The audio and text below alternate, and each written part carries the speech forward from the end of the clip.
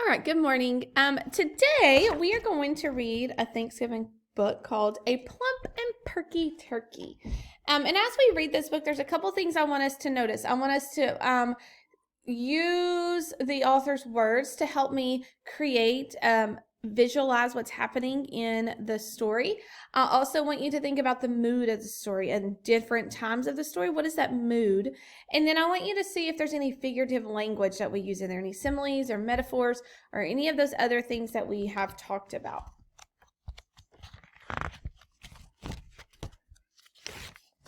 The people in Squawk Valley were downhearted and depressed. Thanksgiving was approaching, but without its special guest. They couldn't find a turkey for the feast they planned to eat. It looked like they'd be making to do with bowls of shredded wheat. So what do we think the mood of this poem is? Of this book is? Do you think that it is happy, sad? I put on my little sticky note here, I put that the people were kind of sad and depressed because they didn't have a turkey. A plump and perky turkey's what we need, they all agreed. But finding turkeys nowadays is very hard indeed. The birds have gotten smarter, and they all seem quite aware that it's best to disappear when autumn leaves are in the air. A plump and perky turkey, stomachs rumbled at the thought. But how to trick a turkey into jumping in the pot? So they have a problem going on here. Then Ebenezer Beezer had a thought pop in his head. If we can't find a turkey, let's have one find us instead. We could hold an arts and crafts fair, he declared with wink and grin. A fair with one grand turkey prize that all of us could win. And since our goal is turkey, that's the theme we'll take to heart, we'll fill our fair with folks and fun and lots of turkey art. We'll make turkeys of spuds and out of clay and out of rope. We'll make turkeys out of oatmeal and out of paper, out of soap. So they're trying to trick that turkey, aren't they? We'll hang a bunch of posters in the forest way down low to invite some turkey candidates to model for our show. Why, even turkeys understand, as everybody knows, you can't make turkey's art without a turkey there to pose. The people in Squawk Valley held a poster jamboree. They plastered their creations onto every single tree. There you go. Now it happened in Squawk Valley lived a turkey down as Pete.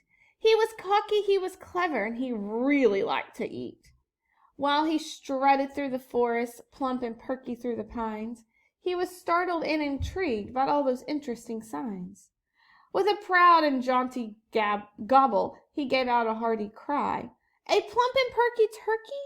Well, I'm sure I would qualify. Pete applied for the position, and he strutted plump and proud. He could hardly wait to model for the large and eager crowd. Yes, hired, shouted Beezer, for the folks had all agreed that Pete the Perky Turkey was the answer to their need.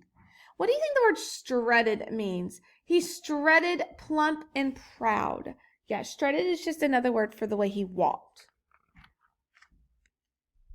'Twas the week before Thanksgiving when Pete posed to do his part, and the artsy craftsy townsfolk started making turkey art.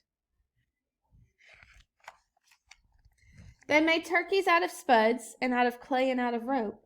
They made turkeys out of oatmeal, out of paper, and of soap. Thanksgiving Day, the artwork done, they asked the model down to judge their homemade turkeys and to pick the best in town. Now when the judging's over, Beezer whispered with a smile, we'll tuck that model turkey in the oven for a while. Pete judged each piece of artwork as the hungry crowd all cheered. He stopped to take a closer look, and then he disappeared. There were turkeys made of spuds, there were turkeys made of rope, there were turkeys made of paper, there was turkeys made of soap. The room was full of turkeys in a wall-to-wall collage. For a clever bird like Pete, it was a perfect camouflage. Do you see him in there anywhere? He's over here, old Beezer said. He's here, said Jacob Green. They searched among the turkeys, but their bird had fled the scene. A note in the turkey scrawl they found, half hidden on the lawn. Goodbye, I took my modeling fee. The oatmeal bird was gone. The people in Squawk Valley were left feeling rather blue. The only turkeys left in town appeared to be hard to chew. Oh well, said Beezer brightly as they gathered round to eat. Right now, at least, I'm thankful that we still have shredded wheat.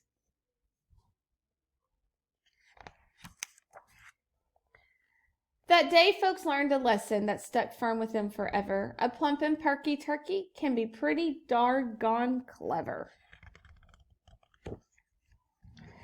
So I didn't notice much figurative language in this book, but I think that we could create some good figurative language. So on your whiteboard, this is what we're going to do in class. I want you to get a little whiteboard or a marker board or something out, and I want you to do just a few similes or a few metaphors about a plump and perky turkey.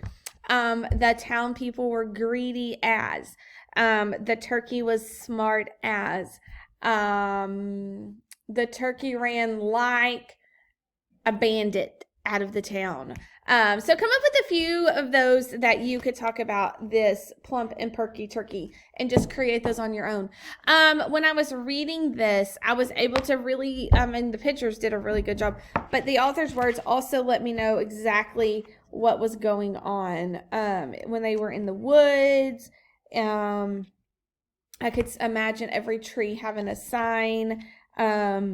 When he was running away, I could imagine a turkey running away or them sitting on a table and feasting.